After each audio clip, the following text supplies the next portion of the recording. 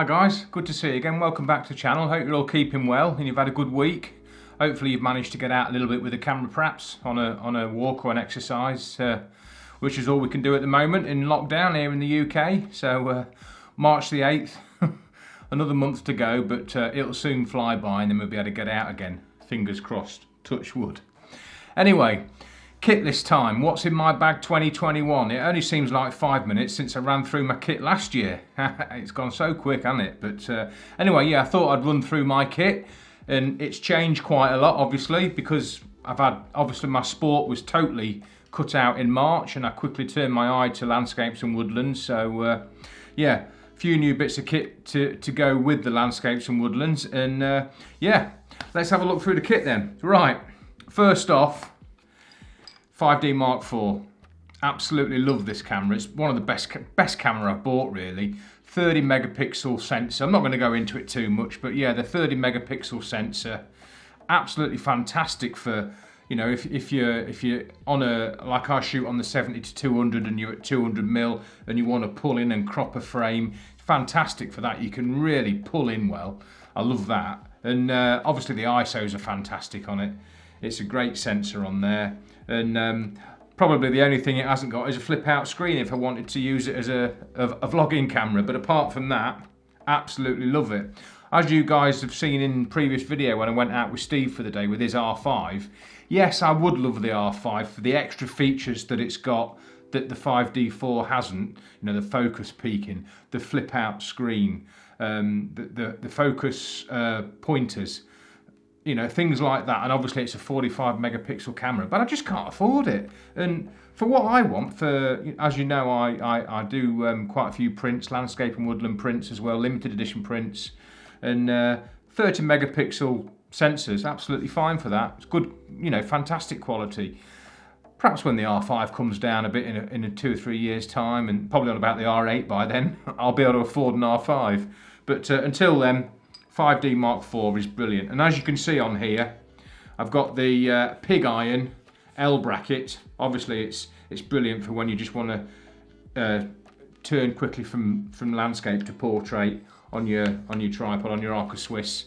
So yeah, that was only 20 quid. Oh, by the way, I'll list all this kit in the description below, just in case any of you guys are interested in any of it.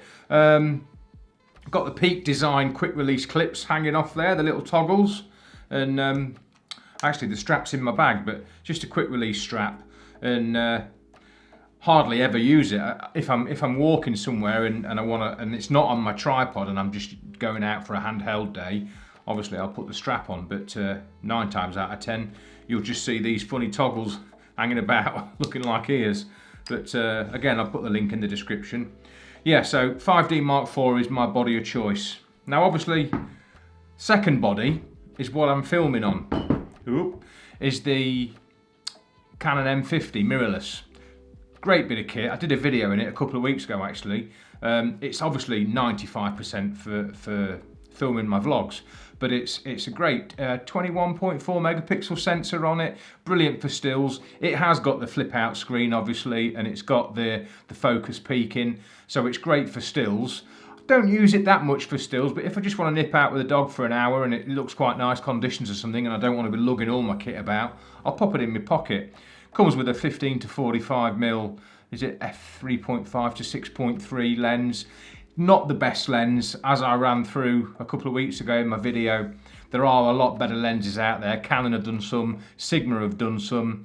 So I'll put the link up here to that video, running through it in a bit more detail. But yeah, so my second body is what's filming me. Incidentally, the microphone is the Rode Mic Pro.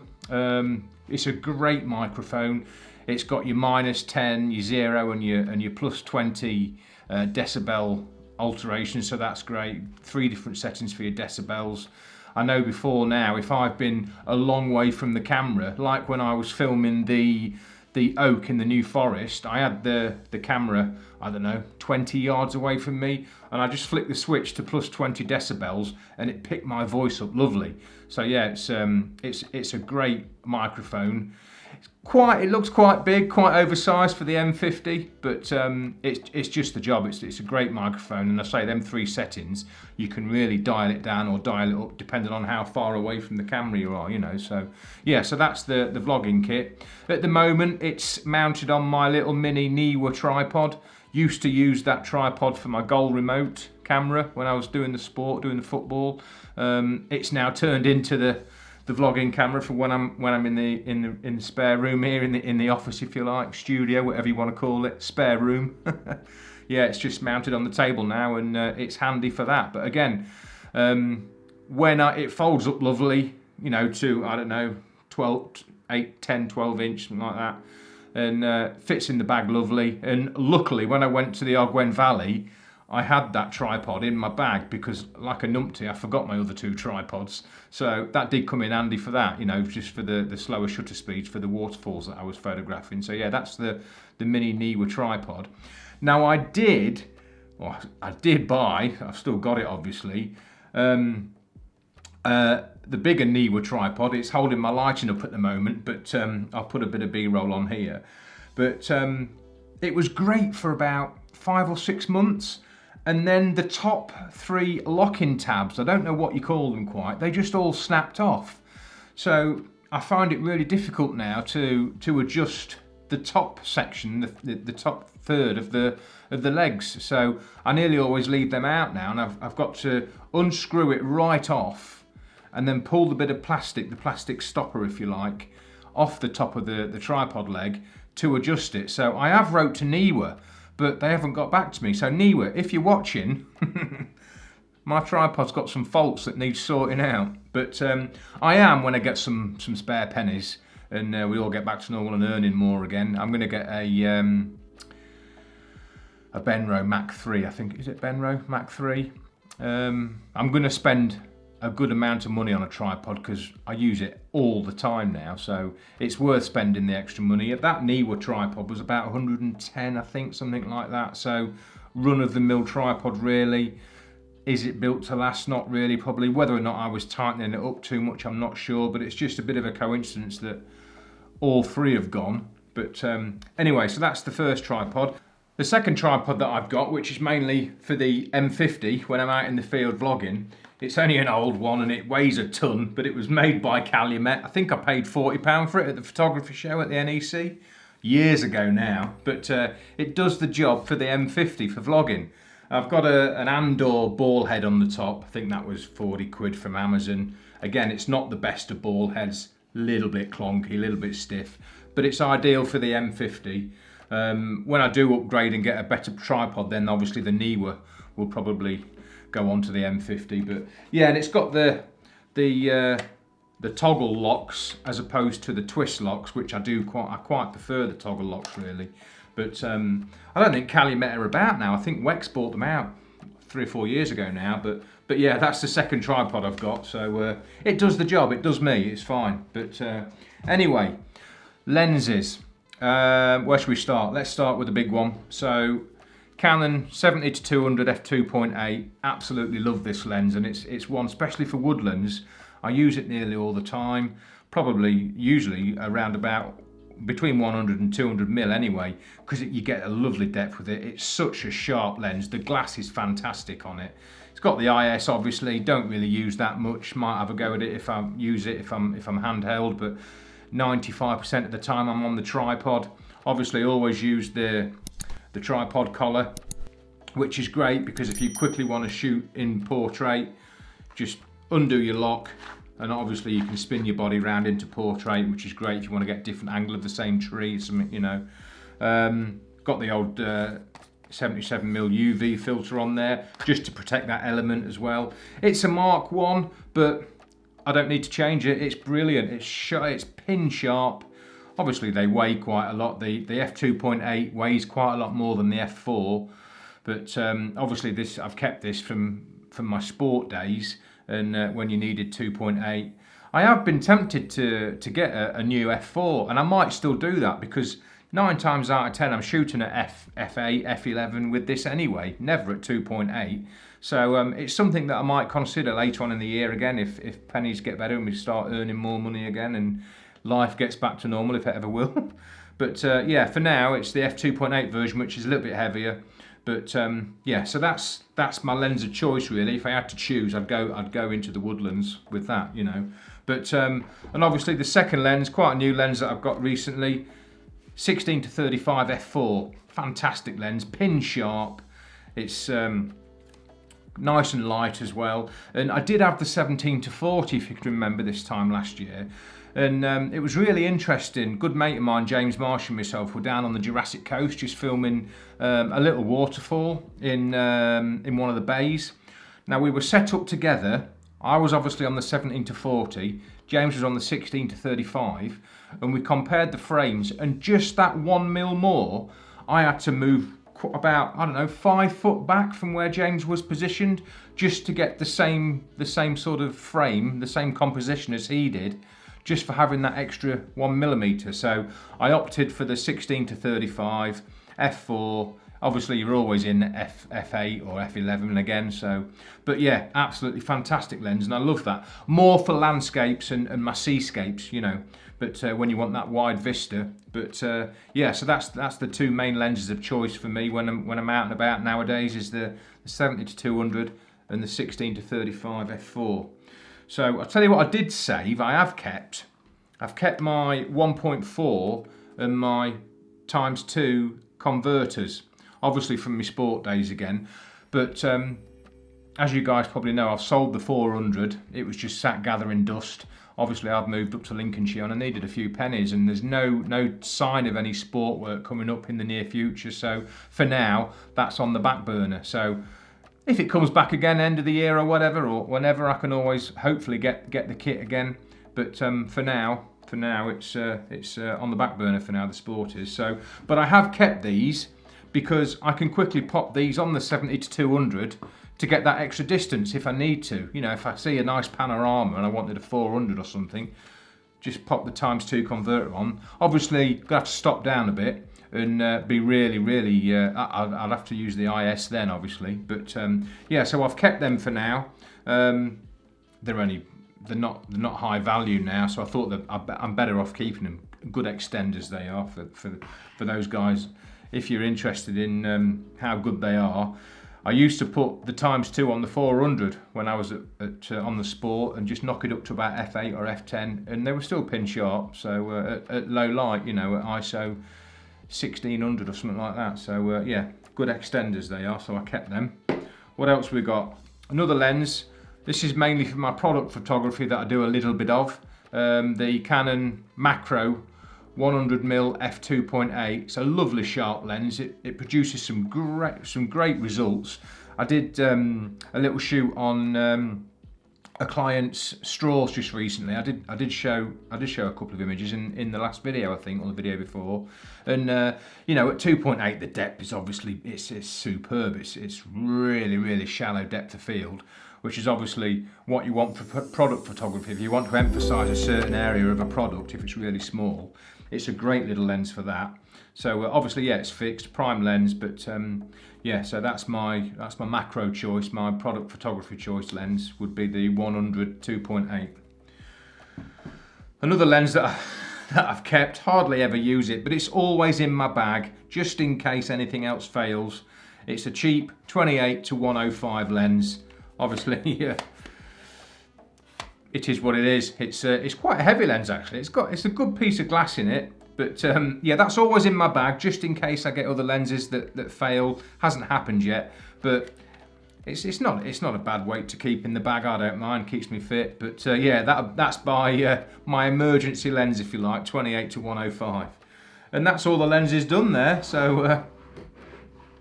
Yeah, I love the 70 to 200 and the 16 to 35. They're great. But anyway, what next? Let's have a look at filters. Right, I haven't really invested a lot of money in filters. I've got a Zomi 10-stop filter, which is what I would use for my waterfalls, or if I want some nice cloud streaks or anything like that. That's the Zomi 10-stop filter. Again, it's obviously quite a dark filter, 77mm ring. Now then, I got this stuck. I don't know if you guys can remember, when I was in the Ogwen Valley, everything got a bit damp. and I was doing some waterfalls, but I wanted to take the sheen off obviously off the water. So I put by the way, this is a Hoya. Again, it's a run-of-the-mill lens filter really, but I put my Hoya circular polarizer onto my 10-stop when I was up the top of the mountain, up the top of the hillside, a good climb, doing the waterfalls. Got down to Lyn Idwell Lake, where there was some nice waterfalls, some nice cascades. Wanted to take the 10-stop off and just use the polarizer, and they were stuck together. Obviously in the damp conditions, because it was raining, they'd stuck together and there was no way of parting them. Obviously they're not the same make, so obviously the threads are just slightly off perhaps. So just bear that in mind. If ever you're going to put two filters together, don't tighten them up. So, thanks to Steve Paston, a good friend of mine, he recommended these little clamps. £10 off Amazon. And again, I'll put the link in the description. And you can clamp one that's on the lens, and then you can nicely clamp the second filter that's stuck, and they came apart a treat. You've got to put a little bit of pressure on just to prise it down, but yeah, absolutely brilliant. For 10 quid, these are always in my bag now. Not that I'd tighten them together anymore, but they're always in my bag. And again, links in the description. 10 quid, you can't go wrong just for splitting your filters. So, and they're as light as a feather, so they're okay. So that's them filters. Obviously, I need a variable ND filter for the M50. So again, it's just a cheap one off eBay, but I can't get it open at the minute. There we go. But yeah, just a little, what mil is it? 49 mil variable ND filter, again for that, so that I can keep the depth on that at f3.5. You see, when I'm filming, if it's a really bright day and I want to keep, you know, a nice depth when I'm filming, when I'm doing a piece to camera, I just pop the variable ND filter on, and that allows me to keep it at f3.5. So yeah, I think that was about 20 pounds off eBay. So again, only a cheap make, but it does the job. And I have got a variable ND filter there as well, a 77 mil. Don't really use it too much because with it being a cheap one, again, it was only about £30 off eBay. It's an emergency, really. That's all it is, because you get them crosshairs at a certain density. You'll get the crosshairs, and you can see that plain as day. On in fact, you get it with quite a lot of variable ND filters. So I tend just to keep that in the bag, but that's just an emergency. I have got a coking set. Haven't really used this too much, to be honest, but I've got a coking set. Obviously, your front ring that screws on to the front of the lens there, and then you guys will all know anyway, but that then slots onto there, like that on there, and then obviously I've got a pack of 3 graduated filters, if you can see that. Yeah, you can see that nicely.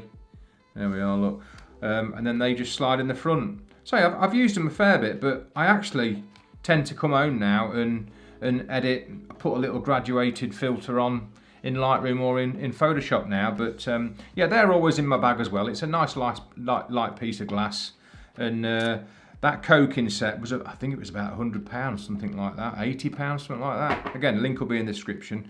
And there's an ND8, and then I think there's a 4 and a 2. Let's have a look. That's the 2. Or is it a 6? Let's have a look. 8, a 2, and a 4. So that's what's in there. Yeah, nice pieces of glass, and good quality as well. You don't lose any quality in your frames. Coking are quite a reputable make, aren't they? So yeah, so that's the filter kit, and that's all the filters done. So that's that. What else have we got? Oh yeah, I've had this years now, an old Speedlite 580EX flash, which I do use from time to time, now and again for my product photography and that, but I haven't spent any more because I don't need any more really. Obviously you've got you guys have all got the flashes anyway, but that's handy sometimes if you want to just angle it up and still get a nice bit of flash, a stronger bit of flash than using the diffuser. But yeah, it's an old 580EX now. I've lost track of the latest Speedlite Flashes, but yeah, just got the one flash, but it does for me that. So that's that. Right, next piece of kit that I use for vlogging, and I absolutely love it when I'm not crashing it. The DJI Mavic 2 Pro, 20 megapixel Hasselblad camera on it. There we are, look, there's the gimbal. It's absolutely brilliant drone. It's absolutely fantastic. You guys have seen me using it. Obviously I use it mainly for B-roll, either hover it in the trees or on a landscape somewhere, on a seascape, and just film myself walking through the frame or panning backwards. But yeah, I love this, and I am trying to use it a lot more in my vlogs. But I must get my my license upgraded to the A2 CFC so that I can film a bit of commercial work with it then, you see. But at the minute I've just got my standard Drone Flyers pilot's license, so I need to upgrade on that later on in the year. Again, at the moment there's not a lot of work coming in, but that's on the cards to get my A2 CFC. Then I can start earning some money off it, perhaps, you know, like aerial photography, or estate agents often use aerial photography now, and there's quite a high demand now, so definitely got to get my certificate sorted out. But yeah, absolutely brilliant. The controls on it are fantastic. I think it's got a 6 kilometer distance. Not that I've ever flown it that far. Scares me to death really, because I think this was about £1,500, I think, and I like to keep it in view so that I know where it is. And I love it, I do. I think they're going to release a Mavic 2, a Mavic 3 Pro soon, but obviously you've seen it in action anyway. But the legs just fold out. Take that prop off, and it's such a smooth flight with it. And the battery, obviously, that's the top battery there that comes out the top. I've got a couple of other batteries as well, because these last about 20-25 minutes. Obviously, if it's a bit windier, you can take that down to about 15-20 minutes depending. But as you can see, it's all the sensors on it. It's got sensors everywhere. But anyway, you guys have seen that in action, and got some spare props for it here. Always carry spare props. I mean, they do spare rotors. They do, if they do strike a leaf or something, it doesn't really bother them at all. And even if I've had it even before where the wind's veered it off a bit and it's gone into a branch and it has made it unstable, but it very quickly recovers again. So but as you can see on that one, I don't know if you can see on that, but is it going to focus on it? No. Oh, there it is. Look, it's just got a bit of a nick in it, so I need to change that. But they're ever so easy. Just press and hold and they come straight off. So they're fantastic. I absolutely love this, and I must use it a lot more. In my vlogs when I was out in the field just before Christmas, I was trying to use it a lot more. But it's just another string to your bow, and it makes the content a bit better. So yeah, the Mavic 2 Pro with that 20 megapixel sensor, absolutely fantastic. I love it. But it's a bit of a job to get that ball on. That's it. We're on. So that's that. What else have I got with that? I've got these little extendable legs. They're made by, well, I call it Pig Tech, but it's actually PGY Tech, and they just clamp onto the front legs. As you can see there, is it gonna focus? Yeah, there we are. Look, so they just clamp onto the front. They're on the back legs, and then you've got these plunge fits on the front, just like that. They plunge on the front legs. It's not going to focus. Look, there we are, Pig Tech. And they were about 10 quid, I think, off Amazon. So that's that. There's a spare battery. I have got some Polar Pro filters, ND filters, that go on the front of the Hasselblad camera. Now, they weren't too cheap, but Polar Pro were probably one of the best on the market, really. And these are just a twist lock. So let me show you quick. So you've got to hold that gimbal, and then you just twist off the standard lens and then put on the filter just on little twist locks. Now you see, now that's mounted on there. And on bright days, let's just see if it will focus on that. There we are, look. So on bright days, when you want to keep that shutter speed down to 30th of a second, which is sort of the optimum shutter speed frame rate for video, then that allows you to do that. And I think that's an ND, a 4, an 8 and a 16 I think in there. So they're pretty vital for the old drone. So that's that. Spare props. I've got a really handy case for the drone. When I go hiking and I haven't got my camera bag and I've just got my inserts, that fits in that case lovely. Obviously I haven't got the ball on there at the minute, but fits in there nice. And then that, as you can see there, is that going to focus? There we are. So yeah, that fits in there. That's made by Sunny Life, again off Amazon. I'll put the link in the description. So you've got that case there, which obviously zips up, and then there's another case here, which is for the controller. So again, the controller just fits in there like that. It's really handy, and then that goes in my backpack, and I know that they're safe then. And so that's the set there. So they're really good, they are. Good little investment. Right, we're getting to the end of it really. Oh, my intervalometer. Obviously it's just another cheapie off Amazon, but that I use that to lock my shutter on for like 2 or 3 minutes or whatever, when I'm doing astro mainly, or if I'm doing a nice long cloud streak and I want to be over 30 seconds, which is the longest that the 5D Mark IV goes to on the exposures, apart from bulb obviously. So you'd put it in bulb and then that just locks it down. So I'm sure you guys have all got an intervalometer anyway, but yeah, that's mainly for my astro when I want to keep the shutter open for hours and hours. Talking of astro, I've got a Kuwu, it's a funny name, Kuwu lens warmer.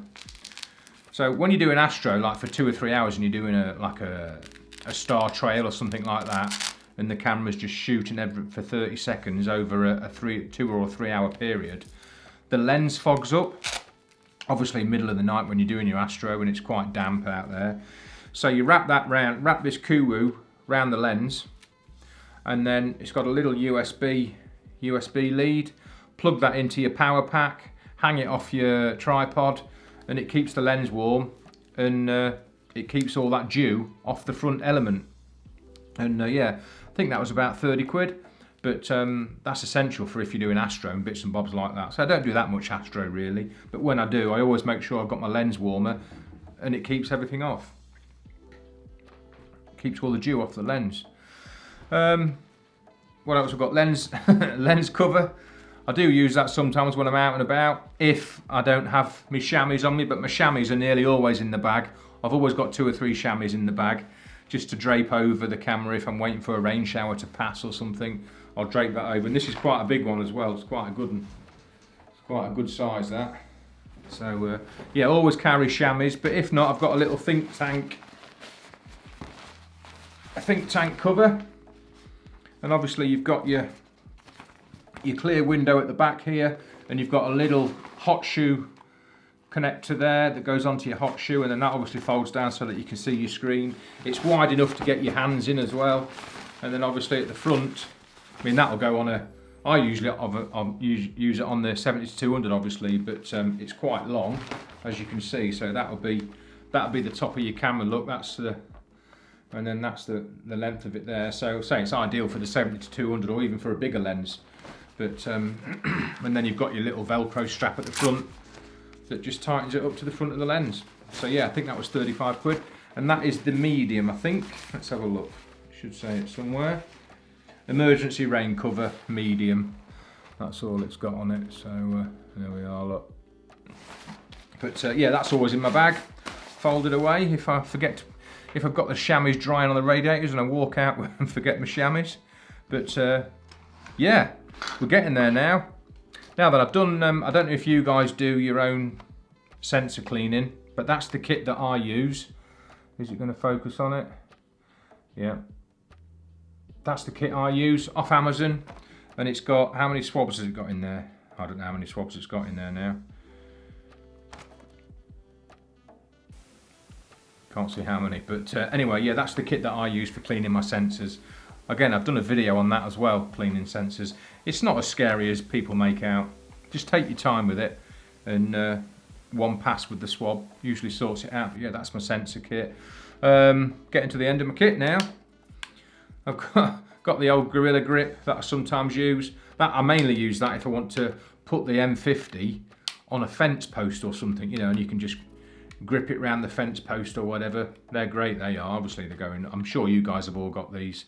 About 20 quid, I think that was, something like that. But yeah, that's always in the bag as well. That's quite handy. I wish I had it when I went to the Ogwen Valley. It's when I just got my new timber bag and didn't put it in. But anyway, talking of bags, very important. I have ran through this last year, but this is the timber Axis. You can probably see the logo there. Is it going to focus on it? I don't know if it is. But anyway. Yeah, timber Axis. This is the large. Absolutely love this bag. One reason I really like it is for the side entrance.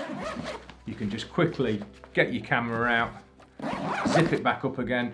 You can even have it on your back. Just take one arm out of one of the straps, swing it round to the front on your chest, pick your body out, and my 70-200 fits in there lovely. It fits in there perfect. It's nice and deep. Fits in there, zip that up again, got your camera out. It's got front, where's the zip gone? It's got a front section here. It's got all this webbing on it, this army style webbing, look, that you can see there. And you can get more of these straps. Obviously you can get a strap for every one of these if you like to hook in there. I have got some spare straps, but I sometimes put my tripod on there. And I love this little bit here. There's a little zip under here, which a little pouch comes out of.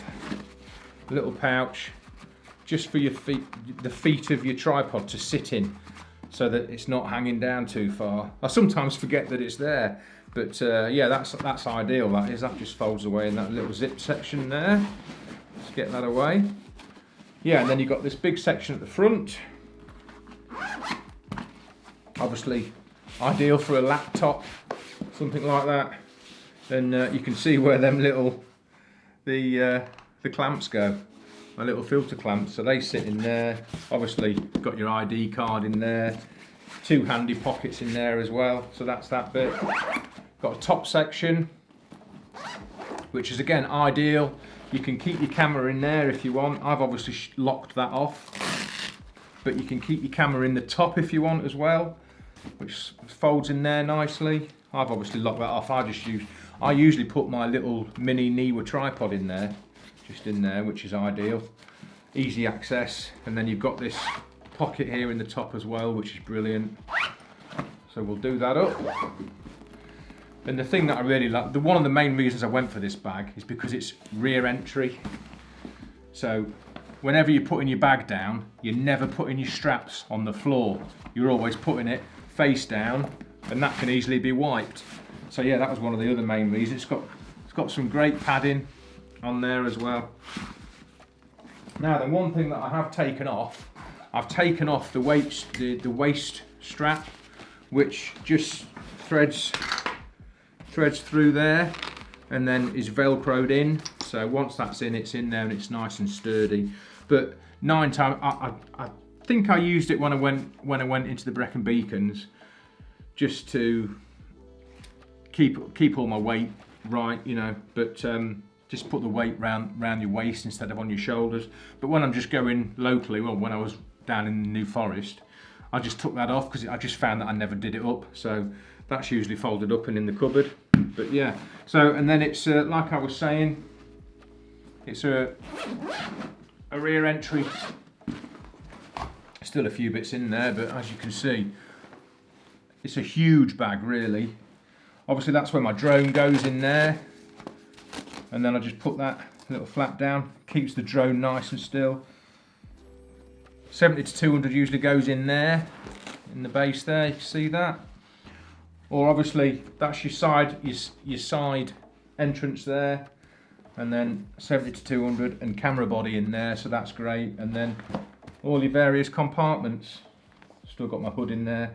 Always go out with my hood for the 70-200 in case it's raining. As you can see, 2 more chamois in there. It comes with its own case as well, which is great. Its own rain cover, should I say. So that folds down really neatly. That goes in there. Yeah, and of course, like all the bags, all Velcro, you can shape it to how you like. But I can get all my kit in there. Drone as well, 70 to 200, 16 to 35, mini tripod. I can get my vlogging kit all in there as well. The M50 usually goes in there. And then just jam it in with the chamois leather. Say everything goes in there. The 28 to 105 just fits in there nicely. Spare battery, everything. And it's also got another, if I just turn it around, it's got another ideal pocket for a laptop as well, which is nicely padded, so that's ideal. Yeah, absolutely love this bag, brilliant. So it's the Timber Access, and that's the large. I think they come in the small and the medium as well. So, yeah, Timber Access bag, absolutely fantastic. And that is about it. Now, when I was doing the sport, obviously I needed a card reader for the CF cards because the 1DXs were on a CF card. So I've got about 3 Lexar readers, and then I've also got other spare card readers as well that are always in my bag. It's always good. Obviously, when I was out and about, and if I'm ever doing news or anything like that, I'll always have 1 or 2 or 3 card readers just in case one fails and you're out on a news story or something.